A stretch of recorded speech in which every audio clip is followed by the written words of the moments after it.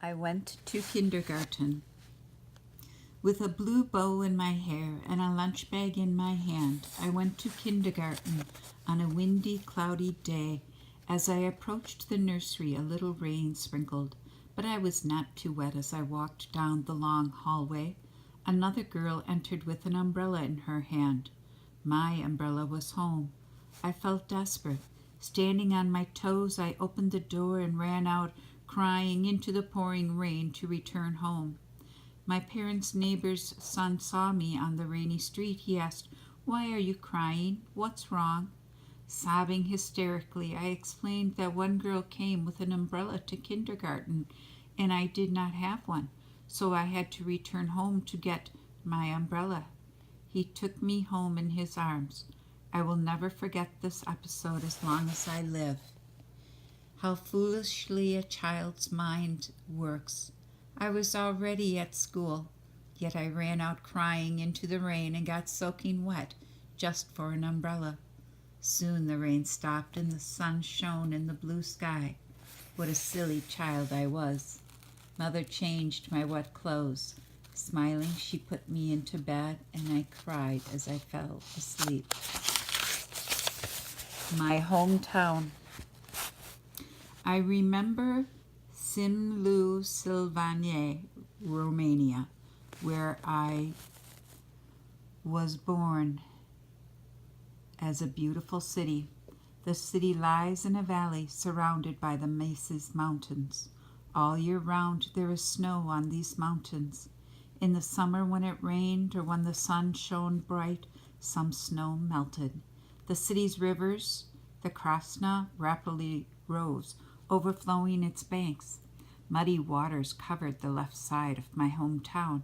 People packed and moved to higher ground. The muddy water swept away everything in its path. I lived on the right side of the river by the Magura Hills. From these high hills, a small stream with crystal clear water flowed slowly down the middle of my street. In the center of the paved street in the summer's warm weather, my friends and I dammed the water with sand to create our own small lake. We floated our paper boats on the lake. Proud sailors made from matches navigated the boats on our lake. Those paper boats soaked and soon sank. The one whose boat went under first was the loser in that game.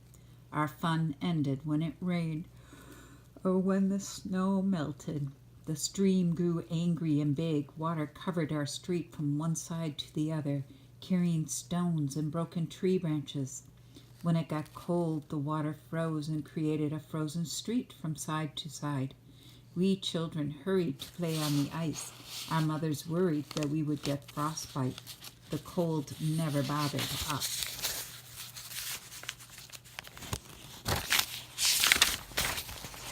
My only doll.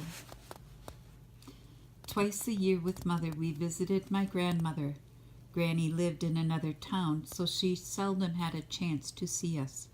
Her other 7 grandchildren visited her almost daily, and as some grandmothers do, she criticized them for everything. Grandmother loved me a lot, but she never gave me a gift. In the 1930s, few people could spend money on gifts. Families could not buy gifts or toys. They were satisfied to make ends meet.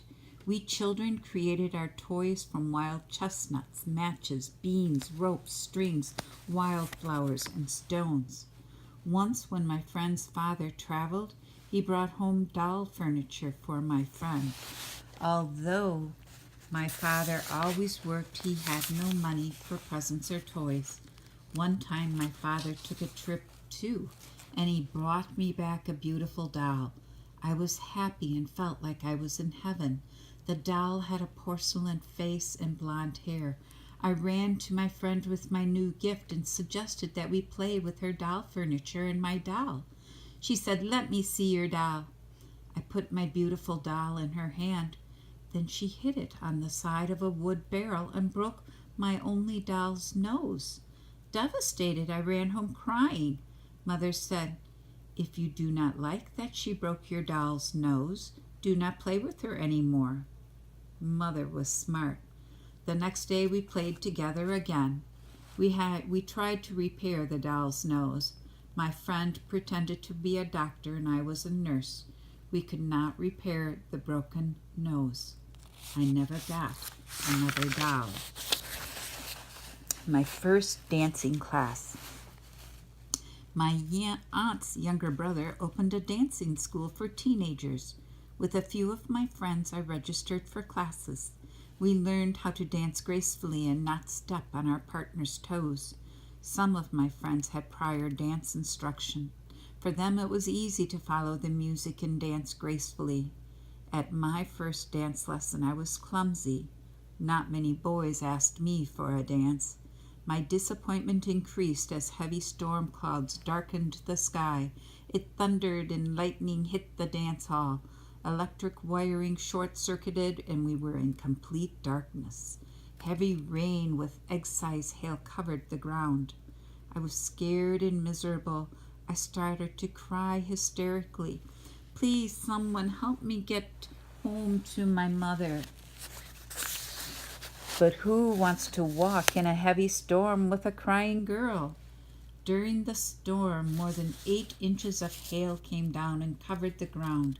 The storm knocked out trees and electric and telephone lines.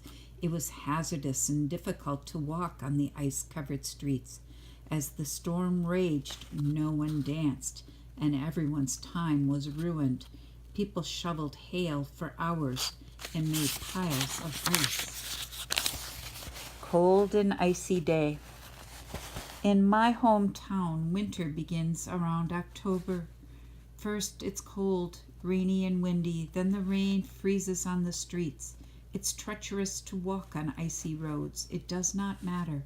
In rain or cold, the freezing weather does not stop children from going to school. Parents worry that their children might fall on the slippery paths. In dangerous weather, they walk their children to school. My father worried that I might fall, so he got ready to accompany me to school on one cold, rainy day. Frozen rain created ice on streets. To protect me, my father held a cane in one hand, and with his other held my hand. He balanced himself with his cane. Father slipped on the slippery ice and fell backward.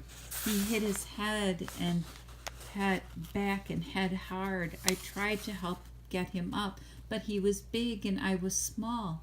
Crying, I asked people for help, but few people were out walking. From the bakery across the street, someone came to help my father up from the icy, frozen street. Luckily, my daddy was only bruised. With no escort, I finally got to school. Our teachers dismissed classes early. The sun smiled and melted the ice. Soon there was none left on the street.